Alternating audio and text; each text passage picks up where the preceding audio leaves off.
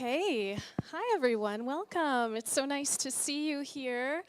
My name is Tayana David, and I'm the programming director at Deepak HomeBase. I see a lot of new faces. I'm curious, can you raise your hand if this is your first time at Deepak HomeBase? It's my first time. Well, I'll tell you just a little bit about our foundings.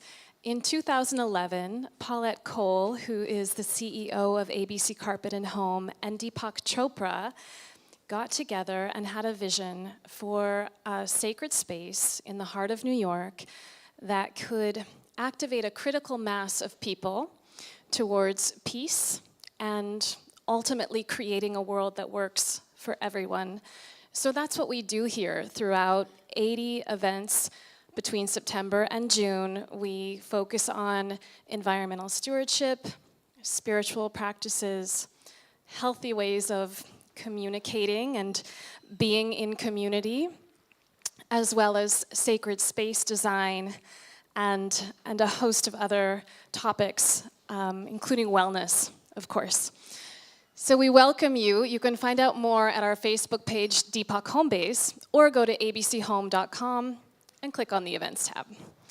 And tonight, I'm excited to talk about Thom Bond's newest book. It's called The Compassion Book, of course, and I know that many of you have a copy. Thom will be signing those copies after our conversation. And when it came time to think about who might be the perfect person to interview Thom about his book, who came to mind for me was Sister Jenna. And Sister Jenna and I met last year at an Evolutionary Leaders Conference, and I was immediately struck by the peace that she carries with her wherever she goes. Like Thich Nhat Hanh says, peace is every step. We have his calligraphies around us, and he says peace is every step. And he also says, look with compassion. I'm just reading my cue cards there on the wall, these beautiful calligraphies. And, you know, these are beautiful sayings, but how? How do we walk with peace being every step? And how do we look with compassion? And I'm excited to dive into Thom's work because he gives us the tools to actually embody peace with every step and look with compassion and all of these good practices. So Sister Jenna is a spiritual mentor. She's an author, a radio host, and a world-renowned speaker. She hosts an incredible radio show that I want to put on all of your radars if it's not already. It's called America Meditating, and maybe she'll tell us a little more about it, but it's just wonderful guests and Sister Jenna's wisdom. And she's also the founder and director of the Brahma Kumaris Meditation Museum. These are in Maryland and in Virginia. But the Brahma Kumaris have meditation centers all throughout the world, and there's one right here in New York City that I just learned about today. I'm eager to go visit it because the work that the Brahma Kumaris do worldwide in terms of bringing peace to communities is extremely valuable and inspiring. So she'll tell us more about that. And I'd just like you to join me all in warmly welcoming Sister Jenna and Thom Bond to celebrate the Compassion Book.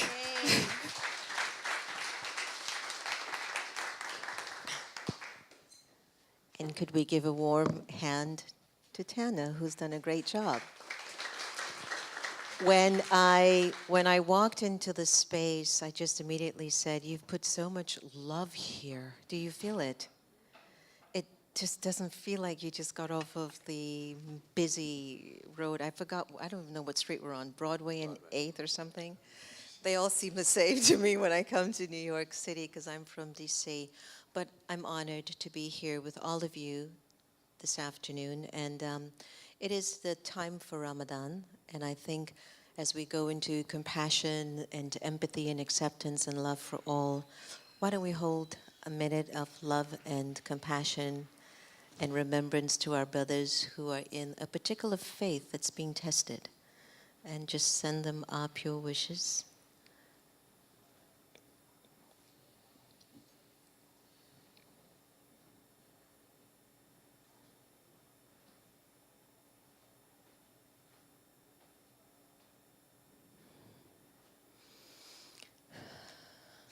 Thank you for honoring them. I think it's so important for us to sometimes step out of our own comfort zones and begin to be curious about how others are living, even if it's not, similar to mine. If you happen to have your smartphone, could you make sure it is silenced?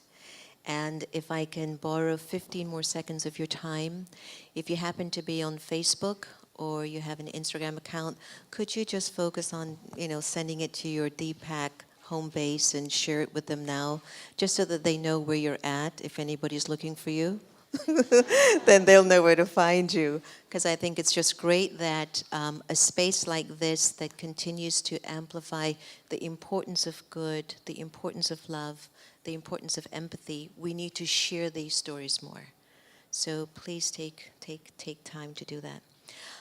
I met Thom and over the phone a few days ago. I had just finished a mindfulness conversation on Capitol Hill. And I have to say, these are very intriguing times, Thom, because I sent a friend of mine who has jumped into the presidential ring, Congressman Tim Ryan, 5 dozen white roses. And when I went to see Tim, who organized the mindfulness conference on the Hill, his office was sharing with me that they were a little bit concerned who sent these white roses. And it just goes to show that we're in such a climate where compassion, love, safety, it's sort of like leaving our personality. We're more on guard than we ever have been. And I think that your book, the Compassion book, is offering such insights and will definitely help us here tonight to move the cursor a little bit forward to get closer to love and compassion. So let me introduce to you Thom. Apart from the fact that he has a beautiful sense of humor, I usually meet folks with the eyes because I know what you're up to. And the moment I saw Thom, I could just see that his spirit is all good. And you can say that, right? Just in case it was a good one. You're a good one.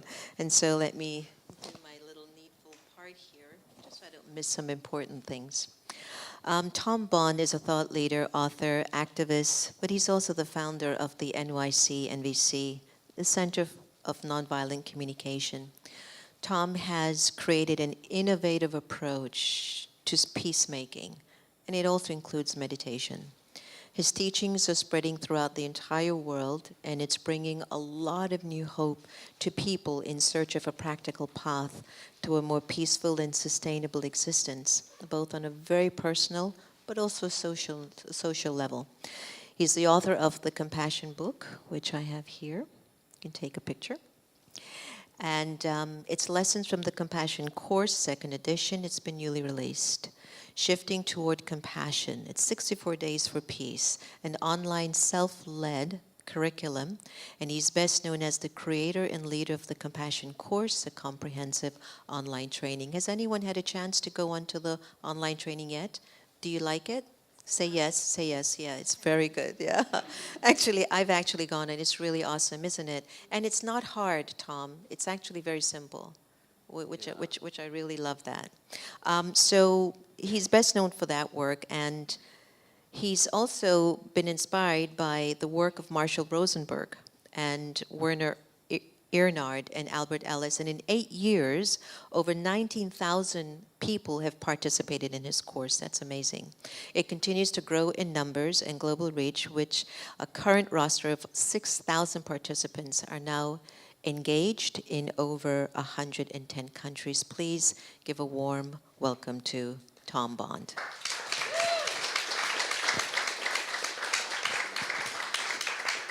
Thom, we sat in the green room and I felt so honored sitting in Deepak's office, feeling all that yogi vibrations, right? Thank you. And I love the times when, we're not in front of folks and we're just having a heart-to-heart. And I know that it's continuing even now. As I'm talking to you, I can feel it.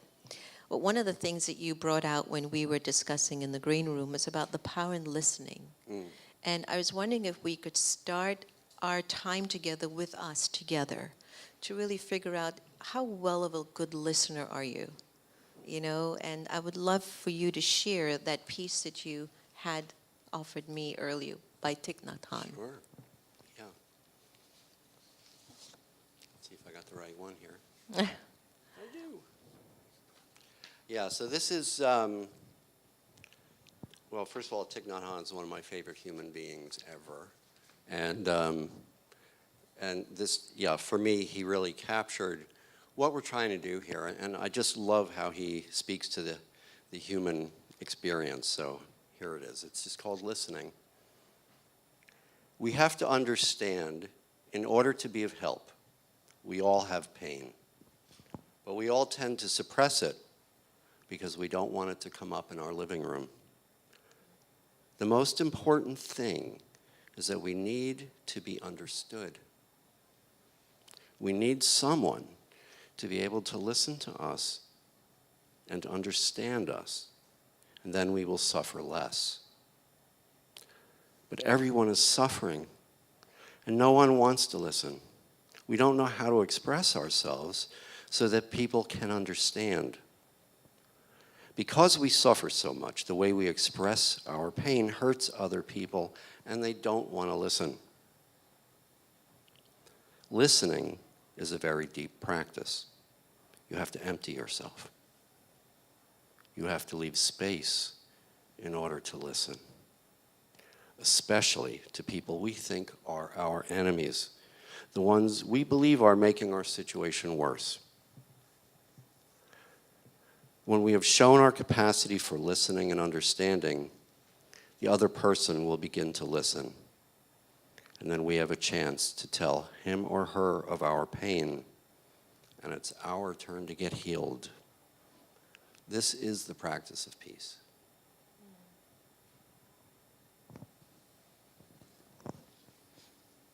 It's funny, as Thom was reading that, I don't know about you, but did you feel that all the times you didn't listen was coming up? And all the times that you did listen, and how useful it was, that also came up for me. Why is it so difficult for us sometimes, Thom, to really listen with an empty mind? Because, you know, we're in a very driven culture where there's a lot of ego thinking, thoughts that we're very attached to our ego identity. And so we listen based on what we believe, what we think is right, versus what are you trying to convey? Yeah. What are your thoughts? Why are we struggling to be such good listeners nowadays? Yeah, one of the things that just comes up for me hearing that is, what are we listening for? Am I listening for your rightness or your wrongness? Uh-huh. Am I listening for facts? Or am I listening to your heart? Am I listening for your feelings? Am I listening to the life energy emerging from you? Which can show up in very unusual forms and forms that are hard to hear. Yeah. And so what we can do is learn to listen. I call it nonviolent communication kung fu, where I can listen no matter what. You can come at me and say, Thom, you talk too much, or you're just so full of yourself. And instead of feeling about that I'm right or wrong, or you're right or wrong, and defending myself, if I'm listening for your needs, I can wonder, what's going on for you? Is it that you would like to have more mutuality, perhaps, or more partnership in our communication? And so what I can listen for isn't the words that they're saying, it's not the criticism, but I can listen for the needs, for that human energy that's running that. Now, when you live with someone for a long time, yes. I find that to be sometimes the most challenging opportunities, to be able to listen to that person that you see every day, that you've lived with for maybe 5 years or 10 years. Mm-hmm. What would you advise some of us who are living with folks way too long, and we have not been able to develop the art of listening with emptiness, because there are a lot of feelings that we carry when we live very intimately with another person that we haven't sorted out. Mm-hmm. Well, I'd like to think that we can sort them out, right? We need to look at them maybe from an angle we haven't looked at them from before. maybe we can think about them or even speak about them in ways that we haven't before. I mean, I'm hoping we can all create something new here, that this is a creative process, and that, and that we can, that by literally rehearsing, by learning, by practicing, by developing skills, and there are really skills, like real things, like you would learn swinging a golf club or a tennis racket. Well, you can swing compassion, and there are certain skills that we can bring into our lives that we've never had before, and so that we can do things and say things that we've never thought of or done before. Can you identify one of the skills for us that's in the book? Sure. I mean, the big thing here is that we're trying to see what I call the parallel universe of needs. That right now, there's something running this whole thing here. It's called life. And we're lucky enough, fortunate enough to have that running through us right now. And so to be able to see that in ourselves and to be able to see it in other people, it's compelling. It just draws us together. And so that skill of being able to recognize, to be able to articulate needs, universal human needs, is a big piece. Yeah. And I can't say that without saying this other thing, which is most of us have a pretty tough relationship with these things we call needs. And also there's some confusion. I mean, really, in the work that I do, we're redefining that word. We're not saying that a need is like a job or a spouse or a car or anything like that. We're saying it's an energy of life. It's an impulse of life that we all experience. And that's the thing that makes it work. That when I say it, nonviolent communication or needs-based relating. In other words, how can I connect with somebody who I think I have nothing in common with? And what needs does is it shows us it's How much we're connected. Yeah, it's how much we're connected. It's you have to see it when you see needs.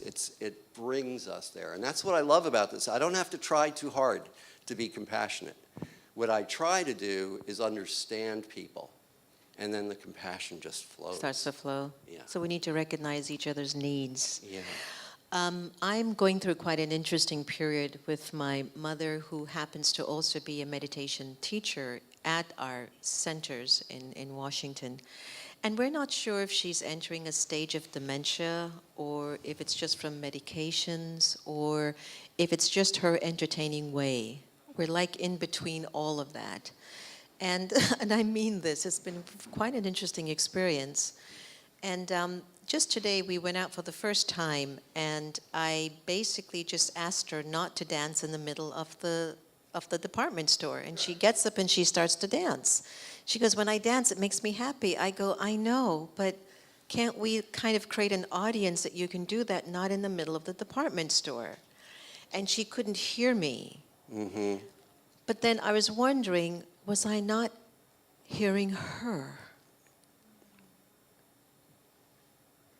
And that's where I think that it needs a lot of self-checking for each of us to be able to understand what are our needs. Yeah. You know, how do I identify my needs, that they can connect with another person's need, especially someone like your mother, Yeah. that's going through something. Yeah. It's been a very challenging time for me, I have to tell you. Yeah.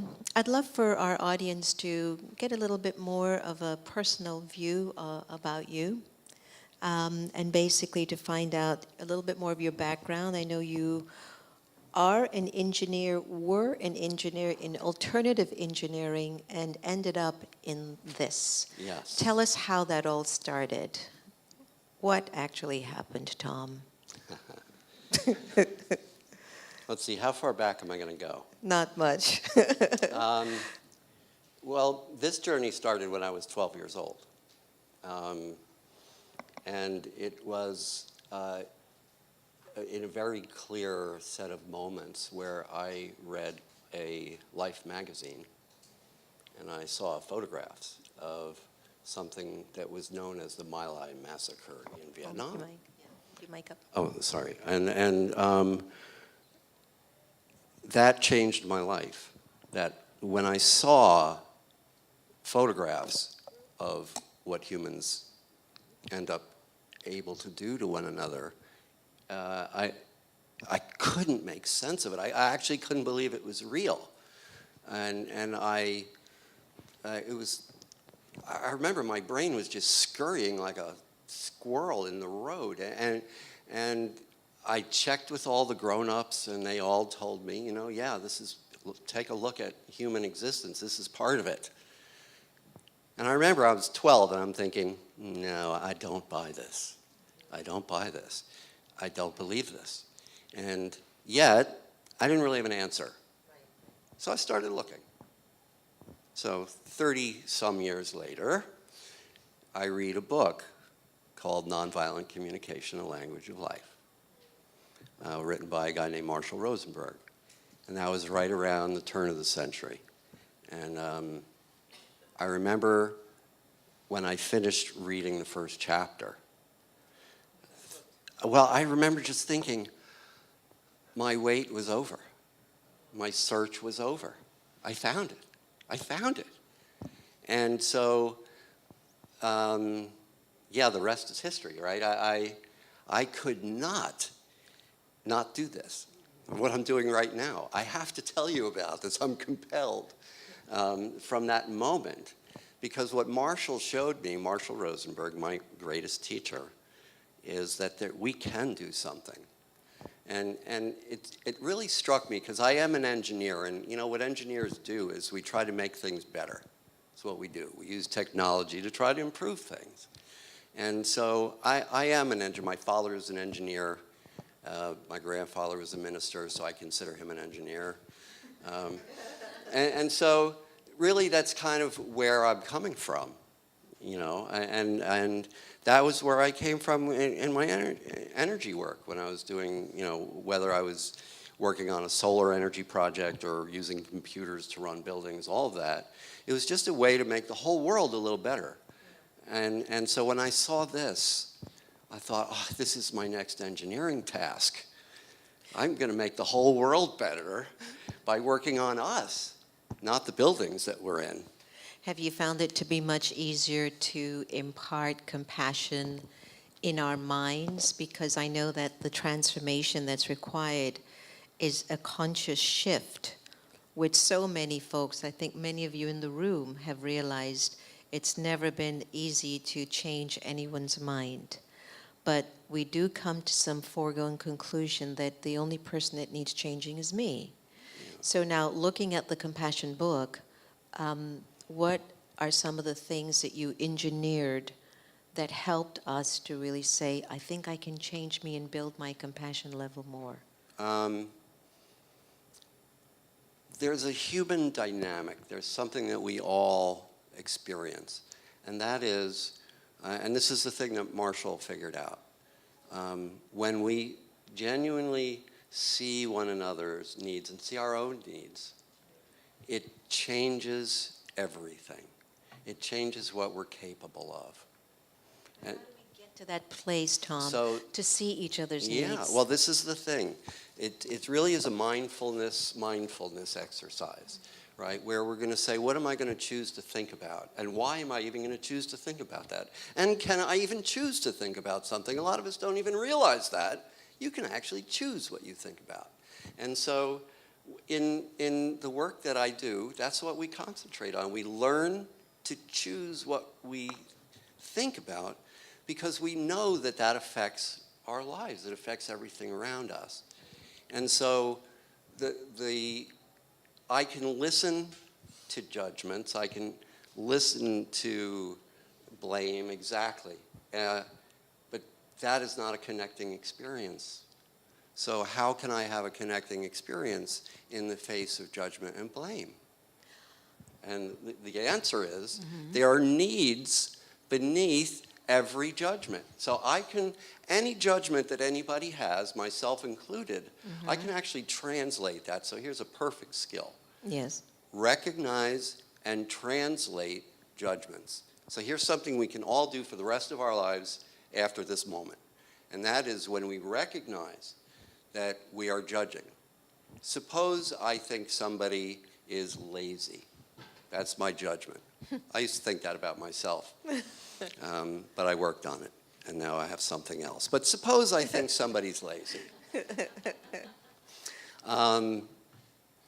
What does that mean? Well, you could say there's no such thing as a lazy person. There's just somebody who's in pain calling somebody lazy. And so that would be me, right? So, or that's us. So if the first part is to recognize that we're in judgment, and then the next part is to have compassion for that judgment, to realize that everything we do to meet a need, including judging. So why am I doing that? Why am I judging? I'm trying to accomplish something. So let's look at lazy. So there's an unmet need if I'm thinking lazy. So what do you think that might be?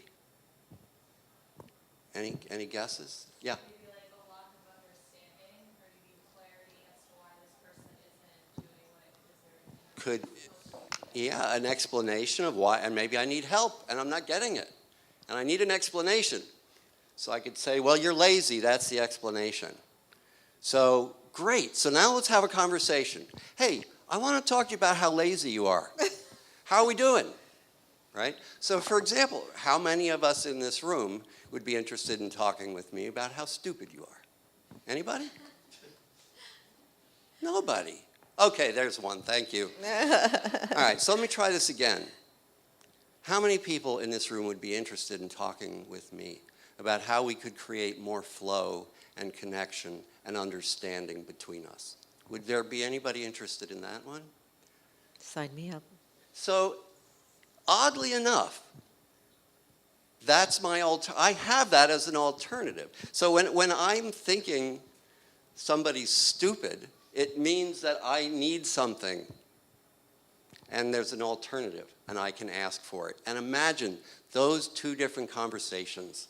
One is, hey, let's talk about how stupid you are. And the other one is, hey, let's talk about how we can connect and understand one another. Same topic. Two different ways of listening. Of approaching it. And two different ways of speaking about it, yeah.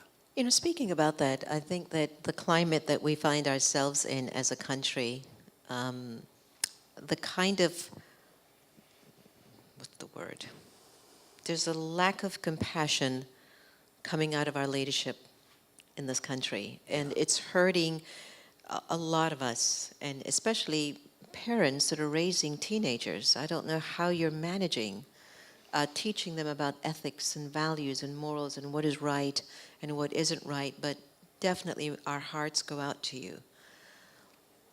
There is some very harsh behaviors that's coming out of the leadership, and the silence that others who are in leadership are taking, where they have an opportunity to speak up and say, I'm sorry, that's inappropriate. You shouldn't speak like that. We're not hearing that anymore. There are so many aspects in this book that can actually help to move the country forward. And I'm really curious if you could share with us the fact that you said that if I say you're stupid, it means I'm asking something, or I could say I'm lacking something when I say it. Yeah. But how do we move towards a more empathetic nation? Because the leadership seems to be lacking empathy, and what is needed is empathy. So I look at empathy as walking in another person's shoe, right? So I'm no longer judging you, but I'm empathizing with your story. So now, how can we talk this through? How can we work this through? What are your thoughts on that? Well, it can be confusing when we say what empathy is, actually, because it doesn't mean I agree with your thoughts. It means I understand you. And it means I understand you as a fellow human being. Okay. And even though you have different thoughts than I do. And the thing is, what I would love to get to, and where we all can get to, is that the most politically conservative person and the most politically liberal person have the same needs.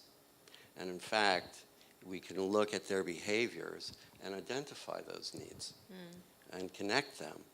And so instead of talking about the behaviors and the rightness or wrongness of them, what we can talk about is not what's right and wrong, but what works and what doesn't work. And in fact, the Lakota language in the middle of our country here didn't have the words right and wrong. They had, it works, it doesn't work.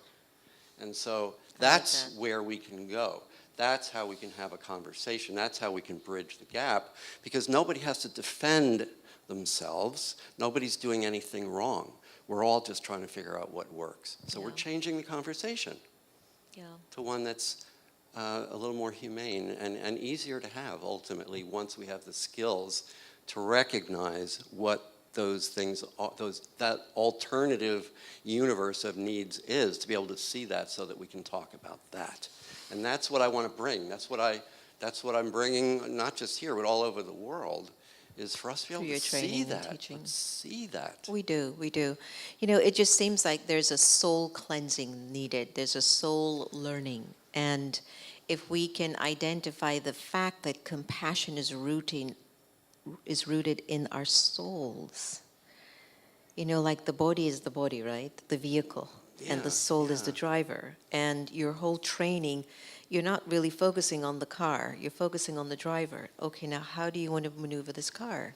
How do you want to take it? Yeah. There's a choice. Yes. Yeah. And part of that is flat out education. Yeah. That we need peace education. No, it's just lacking. I mean, right now, my big mission in life is to bring this to the diplomacy world and the international mediation world. And it has yet to really take hold there. Sure. And I think a lot of it has to do with the fact that there is some challenge for us to learn to see the alternative, to see that parallel universe. If we don't have that, then we don't have the choice to see another way. And so I don't even say that we're supposed to do this. I'm going to say, let's all have the option to do this. Let's all have a skill set for getting along. Let's bring that. And it's real. It's there. You can learn it. I promise. It's in the book. It's so interesting. It all sounds so simple, doesn't it? We're sitting in a group of individuals that we believe in all of this, right? And when we go outside the door, somebody gives you the finger. Yeah. And you're like, what's happening? I'd love to speak to that, sister. Yeah. Please do, because whenever anybody gives me the finger, I go, I don't understand. I don't speak that language. You know, I just don't get it. This is simple. This is simple, but it is really hard. And here's why it's hard, okay? Not that it's hard to understand. We probably all get it in 15 minutes, what we're talking about. But we have this thing called a brain, and it runs on electricity, and it's programmable. And so we have what we call habits. And that's the challenge, that we don't have these habits. We have habits of blame. We have habits of judgment. We have habits of giving the finger. And we have habits of giving the finger back. And so it's like, oh, the brain's taking over, the soul's gone, and it's habitual. And so where's the challenge? It's so simple. Why don't we do this? Because this challenge of habituality, I'll call it, that we have these habitual minds. And so the way I have been able to kind of reformulate this thing up here is by rehearsing, because I want to put better food in it, healthier food. And so we have to learn to see that.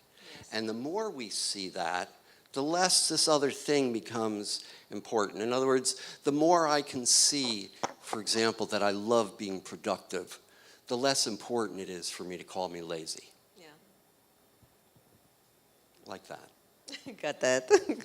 A lot of us are in a climate where there's a lot of social movements, a lot of global movements, a lot of self-help movements, right? And some of us have really good people in our teams that can push our message forward.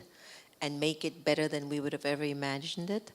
But when you're actually living it and doing it, where you've got your 19,000 students, you've got 6,000 participants in 110 countries, you're on the ground. You're dealing with folks. You're dealing with the people. And Yeah. I love that. So what do you think makes your movement or the Compassion book and its movement different than the ones that we're seeing popping up everywhere nowadays? Well,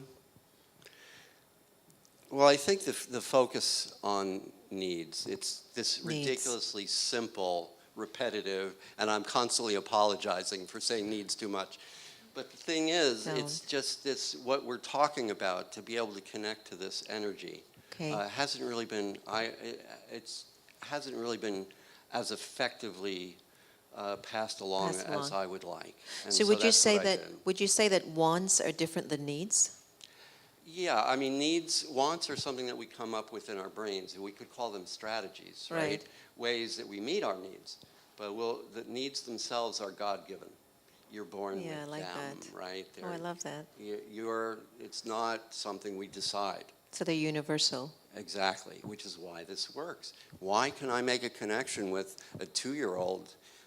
Why can I make a connection with, somebody who I've never met before, who lives in a completely different place than I do, and who, in fact, just finished beating the crap out of me?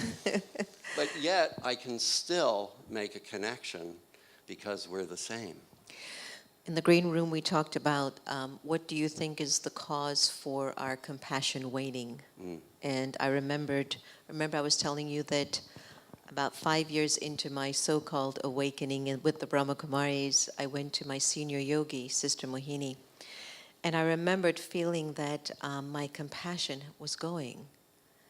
And she just looked at me and she said, "Are you developing ego?" And I said, "Yes, that's why." So would you say that the reason why our compassion as people wanes and it's getting less, is it our ego? Or is it something else? Because I could identify that, I thought that I started to identify more with my role rather than my virtues. So as I started to identify more with my role, my compassion for humanity was less. It seemed like my role was bigger than my virtues. So when she put it in perspective, I got it. I knew what I was doing to myself. Yeah. I think our ego could bring us all different places. And so I'm not necessarily thinking it's a bad thing, Okay. right? Interesting. In fact, I may not even want to think it's a thing.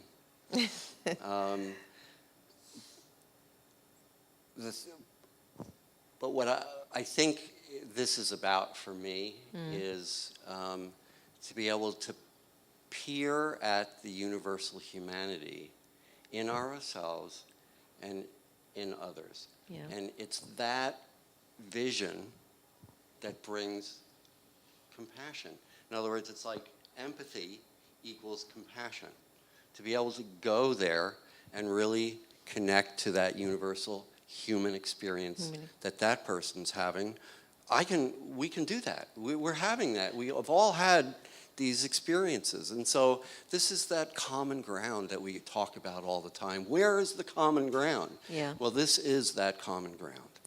So let's move into feelings, because I think that for me, I remembered when my compassion was getting broken, I couldn't feel the love that I used to wake up with to be in service to my humanity. Yeah. I felt like, what is wrong with everybody?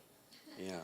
And I could identify so quickly that my feelings were changing, and I didn't know why until Sister Mahini cleared it up and says it's ego. All right? So I know in the back of the book you have a beautiful list of various kinds of feelings that we might go through and processes, and I'm wondering, could you take us through a process with that now? I'd and love so to. that, yeah, it would be great. Because I feel like it's where we, when we want to check our intention, our compassion, or who we think we are, we have to ask ourselves, well, what are you feeling right now? Where are you? For me to be able to discern what's going on. Yeah. I would love to say something about feelings. Yeah. I'd love to pass this on to everybody. We've been taught that they were something that are probably not worth having. It turns out that every one of us has this onboard radar about how we are, about how our lives are, how our needs are, that is much more sensitive than your brain. And in fact, I use my body to tell my brain what's up.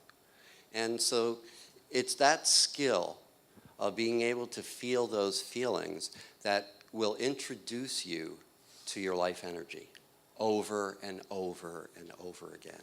And it's interesting because we've got this kind of attitude about feelings and needs, frankly, that they're not a good idea, right? Like if I said I have a friend who's really needy, would you be all like, gotta meet him?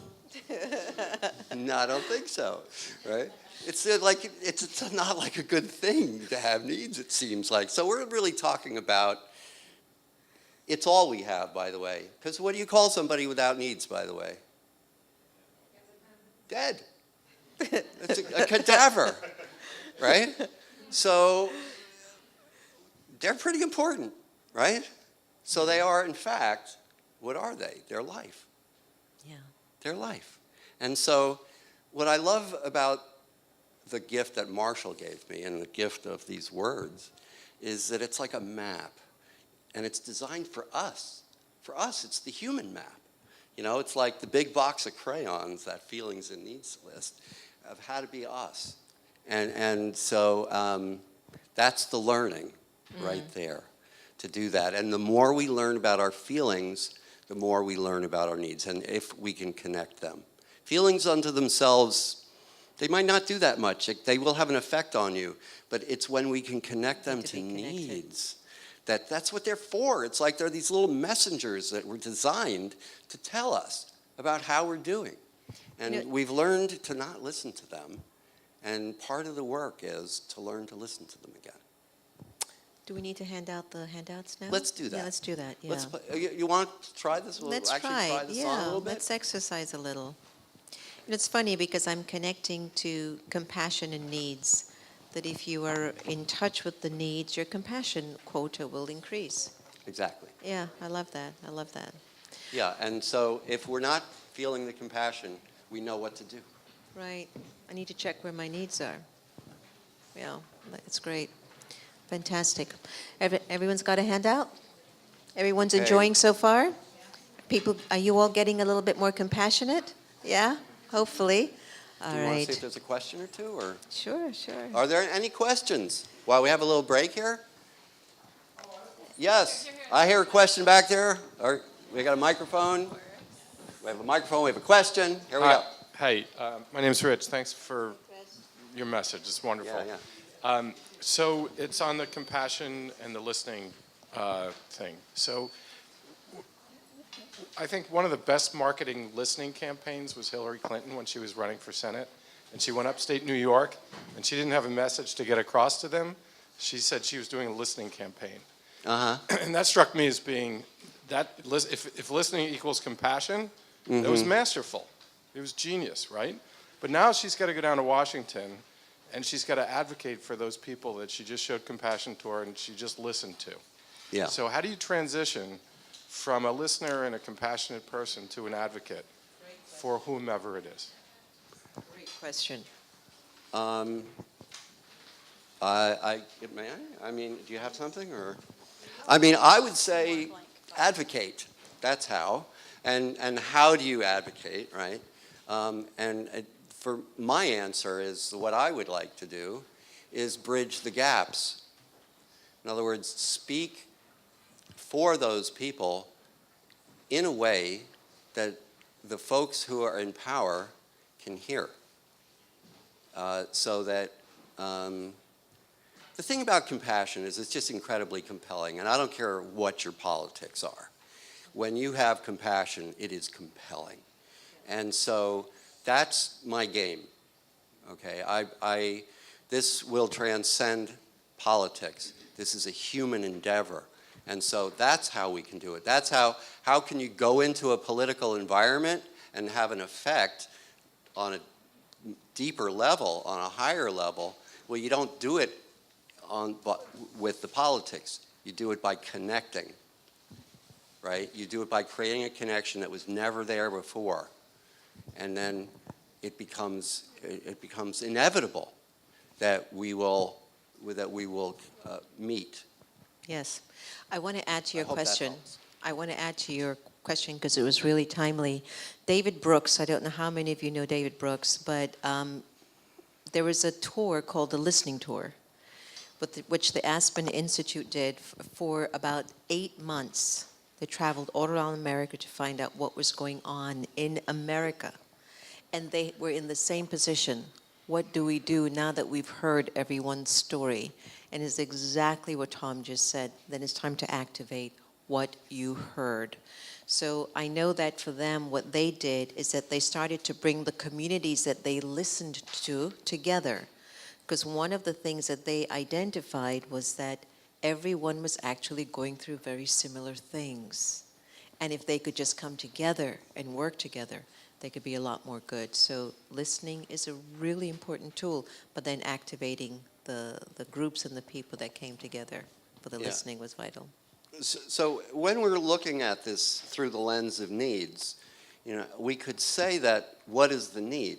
Well, and that's a great question, because it could be, the need could be for let's say, freedom, or for food, or for well-being, but that's not what's stopping this from happening. It's another need that we're not even thinking about. I call it the surprise need. Understanding, right? There's some understanding that you have that perhaps somebody else doesn't have. And so what is that? So now we have the problem is, or the need is, understanding. If we had that, so we could look at that almost strategically and say, well, if I added understanding, that energy of understanding, to this situation, what would that do? And so that's how we start looking at this, right? When we broaden our vision of what needs are and what roles they play in life, we start to become masters, right? We can start to see, we're getting really good at this. We're going to realize that this need depends on this other need. And we can start to see all of humanity. And it starts to break through and transcend right-wrong thinking, conservative versus liberal thinking. And it just becomes human thinking. So help us to connect our feelings with the paper that you just Okay. distributed, because you said sometimes we don't know what to do with the feelings because they're not connected with each other. So, how are we doing for time? We're doing good. Okay. We're doing good. What time is it? Let me ask a different question. It's like 10 till. Okay, all We're right, good. so we're cool. So first I'd love to do this little exercise together, and we'll work on something that is bugging you. So this is really cool. We'll get to hopefully change how you see the world, by the way, by the time you walk out of here. Oh, there we go. So first That wasn't compassionate, Thom. Why didn't you give me a sheet? and a pen. I thought that was not considerate. I didn't realize it wasn't compassionate. But, so one of the things that I would like to point out here, let's just start on that feelings sheet there. Do you see the feeling abandoned on there? You don't. I'll save you a little time here. Oh, okay. It's not on there. Do you see the word unheard on there? Save you some more time. No, it's not there. Okay. Do you see the word ignored on there? I feel ignored, right? We've all said that. I feel unheard. Why aren't those words on there? Why? They're not feelings. They're accusations. They're thoughts. They're things that people do to us, right? So they're not really feelings. So it's interesting because you could say, I feel like you're an idiot. What? I'm just sharing my feelings. What? Right? So no, it's not. So we need to get a little expert here, right? We're going to take it to another level. And so feelings aren't thoughts. they're actually experiences that you're having right now, by the way, every minute of your day. So that's what we want to pay attention to. Not our thoughts, our feelings. And so But aren't thoughts feelings? thoughts bring on feelings, Okay, all right. for sure. And thoughts help us meet needs as Okay, well. okay. There's a saying, everything we do to meet a need. Everything. And if I can look at the world that way, that's the goal. If I can see everything happening in this vision of needs, it's just going to change what it looks like to me and what the experience of being here is. And so that's why I want to be real clear about when we talk about a feeling, let's talk about a real feeling. I don't want you to get, off the track there. So the track is there's something happening in your body. That's where these feelings are, in your body. And so it's this amazing wisdom that we were all born with. It is incredible. And to me, it's such a tragedy that we've been taught to not even pay attention to them. For example, suppose there was a steam pipe here, really hot, and I leaned on it. Do I want to feel that pain? Anybody? Yes? No? Yes? No? Yes? No? I'm getting them both. I want to feel that pain. Why do I want to feel that pain? Because if I don't feel that pain, I'm going to be sitting here saying, do you smell something? Right? So I want that pain because that pain tells me to move my hand. Thank you, pain. Thank you, pain. You saved my hand. Thank you, pain. So feeling feelings, asking for them, looking for them, examining them is the entree. It's how we can get to know ourselves and each other on this level of life. Yeah. Now, some of us, I can speak on a cultural level. In Indian culture, we tend to sometimes suppress our feelings. Yeah. And perhaps in the West, we don't. We want to speak, we want to share, we want to let people know how we're feeling, et cetera, et cetera. And Yeah. I don't want to put it as a stereotype. Well, it is cultural. Whether we Is have it them or wrong not, that that's I would? not cultural. Is it wrong that I would suppress my feelings because it's just in my culture? It's also very strong in the Japanese culture Yeah. because sometimes you suppress your feelings and it has a way of energetically coming out differently. Like you can get very angry with yourself and you don't know why Or you're resentful, angry, sure, or yeah. you become very resentful, or you become very judgmental because you've not taken care of your own issues. Right. So what can we do if we're so indoctrinated by a tradition or a culture? Is there hope? Yeah. Yes. It is, look, how we express feelings, and here's why I'm hopeful, how we express them is cultural, and cultures change.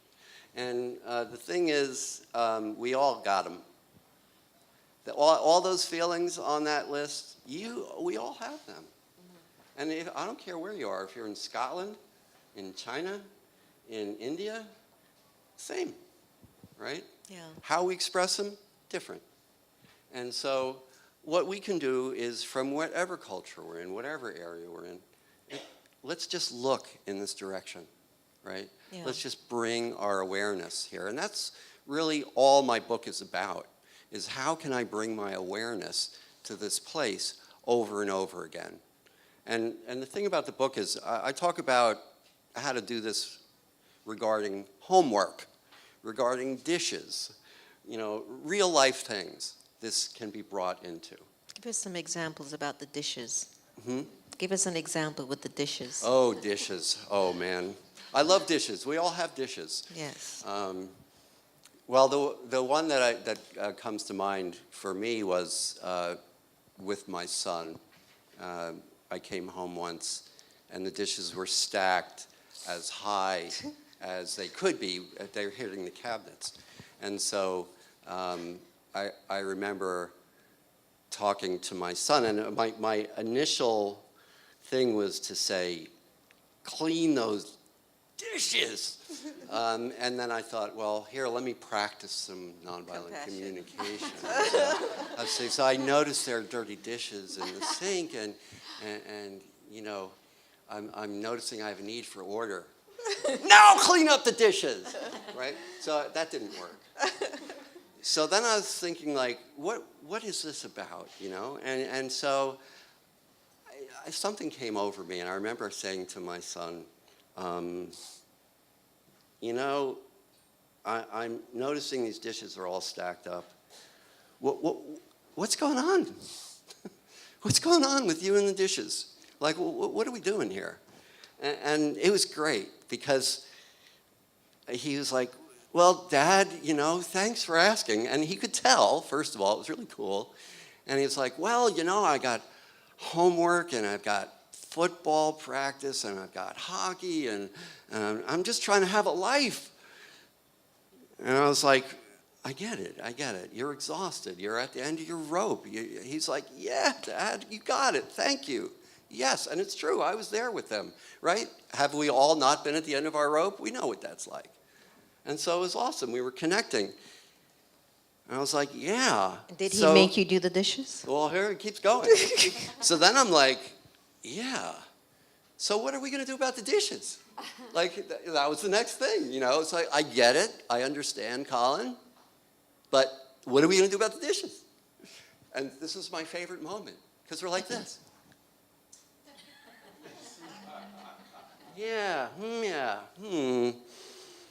What are we going to do about these dishes?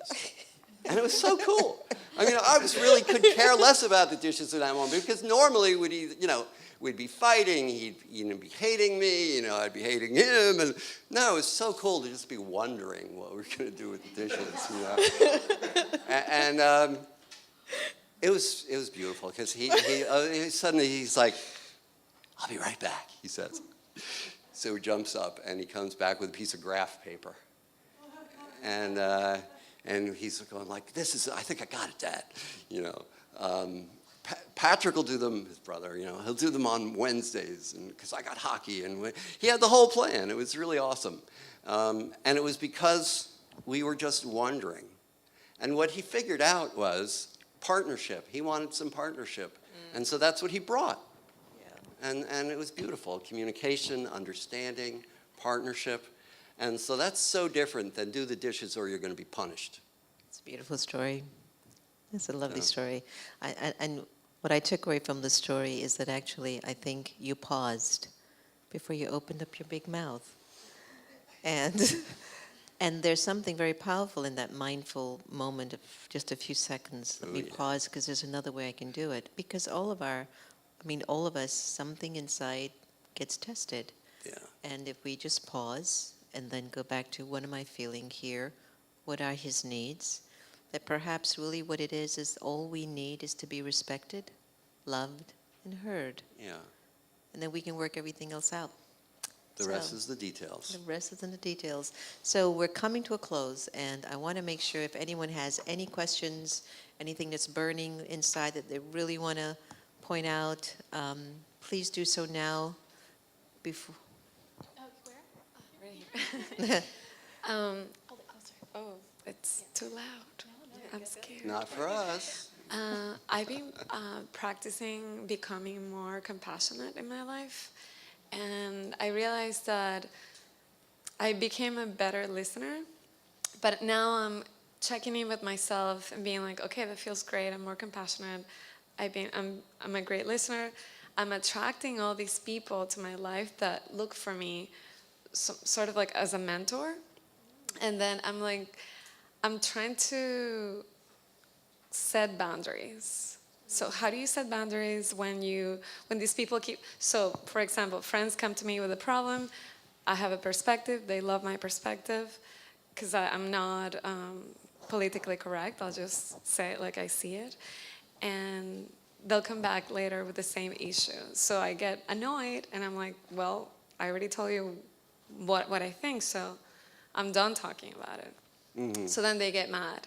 So what would be a compassionate way to be a good listener and set boundaries in a way that, they don't come back to you and you're in this vortex? That would be. Well, I haven't figured out how to get people to stop coming back, right? You're not going to probably change that, but what you can do is change how we respond to that. And part of that is you're having a reaction. There's something alive in you. And the trick is to be able to express that in a way that they can hear as best as possible. Yeah, because we don't control how people hear everything either. But we can do our best, right? That's all we can do is do our best. And so when I'm trying to create a boundary, I want to explain what's going on for me so that I'm leaving them a message. They may not appreciate it in the moment, but at least I know I did everything I could. And so it might be something like, you know, I'm just noticing I'm really frustrated. I'm a little triggered right now. Because I recall having this conversation before, and I don't know what to do. I'm miffed here. I don't know what to do, but I certainly don't want to keep talking about it over and over again. And I'm curious, what is going on for you? This is me quoting you, right, to the other person, saying like, what's going on for you when you hear this? What's going on there? And so we're no longer talking about who's right or who's wrong. We're talking about what we're experiencing. What we're feeling. And that can bring us, way more likely to bring us together than talking about how stupid they are or how mindless they are or, you know, like that. You like that word stupid, huh? I grew up with it. Well, the whole thing, what I'm taking away is the interior work.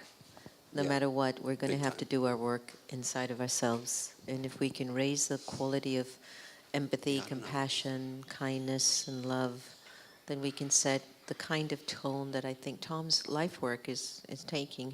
Definitely his direction is going there, where we can actually create a better humanity if we just check ourselves more and check where these feelings are. Yeah. And if they're connected to our needs. Again, I'm really taking away this thing. Feel the needs. One is, let me feel my own needs. I need to be very honest. And then I can communicate honestly with you, Yeah. so that there's no mixed signals. Exactly.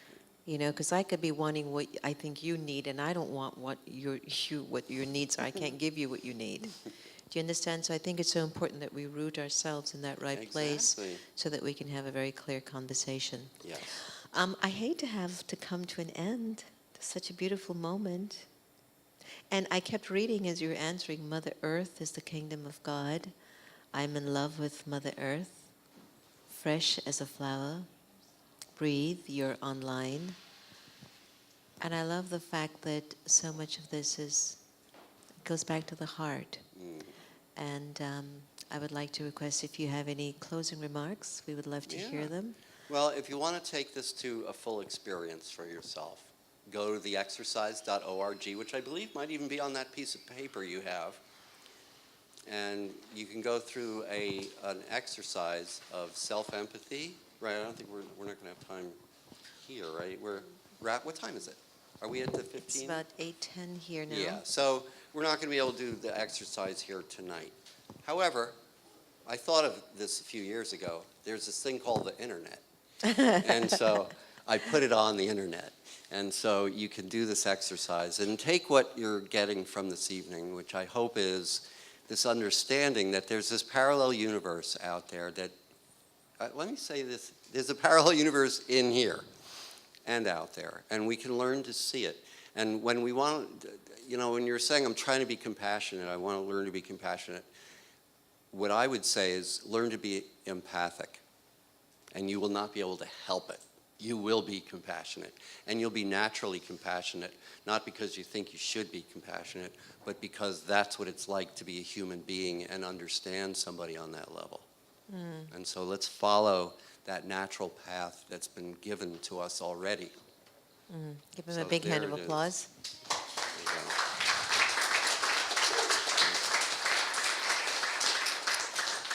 So thank you so much for participating in tonight's conversation, a series of many here at Deepak's HomeBase.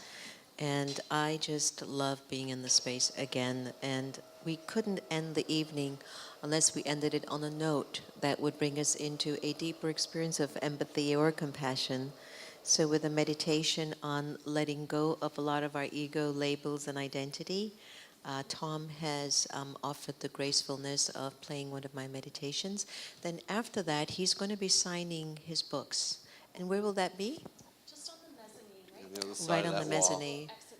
Right, so we'll make sure that he gets a book signing. And Om Shanti, Salam Alaikum, Shalom, thank you, Amen, Ashe. Have a great night tonight.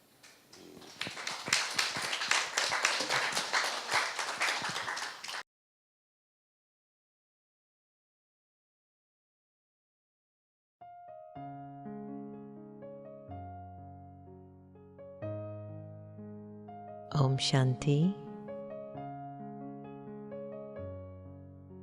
The time that we choose to be aware doesn't necessarily require me to just sit and meditate. But even while I walk and move around, I can be in a meditative awareness, which is awareness of the soul, the original, eternal, imperishable being of light. For a little while, I'd like to invite you to be present, to be here, and to be now. Allow your mind to settle in the moment, to relax. This meditation is about awareness. It's about becoming aware of your original and eternal self. It's about connecting to your truth.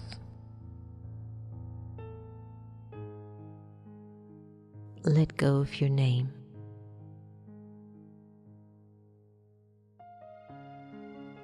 And observe yourself feeling nameless.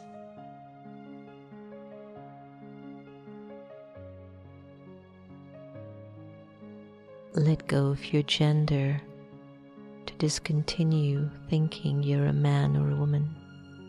Let it go and observe how you would feel walking around without a gender. Let go of the role that you play and let go of the titles that you own. Observe how you're feeling as you are gradually letting go.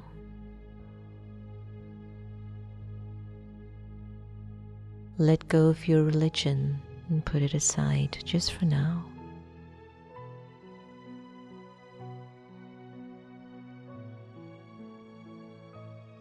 And let go of your nationality and even the language that you're accustomed to.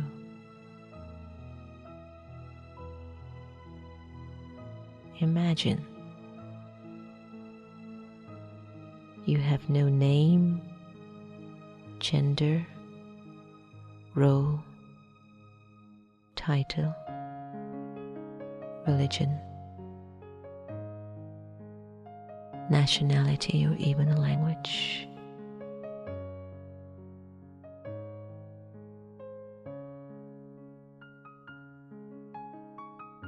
Ask yourself, how do you feel at this moment?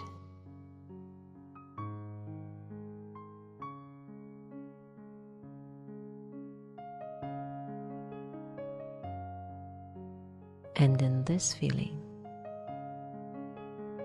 who would think of you and who would you think of?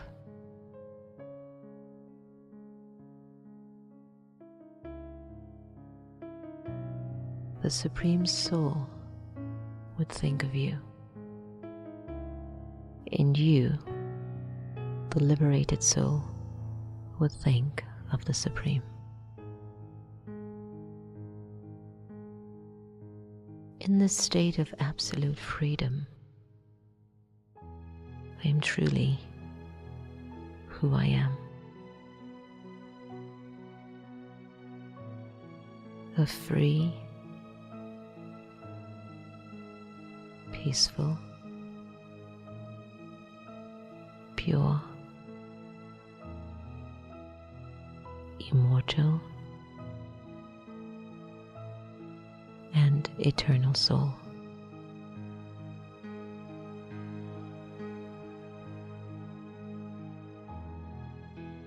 Allow yourself to just be absorbed in this awareness.